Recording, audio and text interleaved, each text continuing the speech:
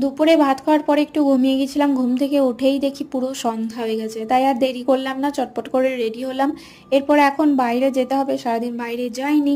আর এখন যে পরিমাণ গরম পড়েছে, এখন চুল খুলে কোথাও যাব সেই কথা তো ভাবাও যায় না। তাই ফার্স্টে আমি চুলটাকে বাঁধলাম। আর আমার হেয়ারের হাইলাইট কালারগুলো কেমন লাগছে আমাকে অবশ্যই জানাবে।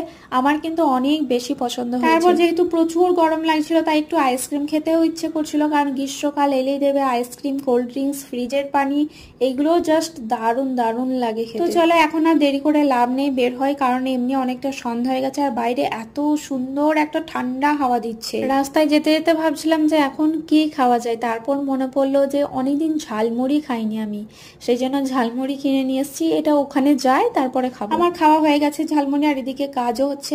আর আমি এখন বসে বসে ওয়েট করছি যে কখন আবার রুমে যাব, কারণ আবার গিয়ে রান্না বান্না করতে হবে। তাই এখন আমি রুমে যাই, ওকে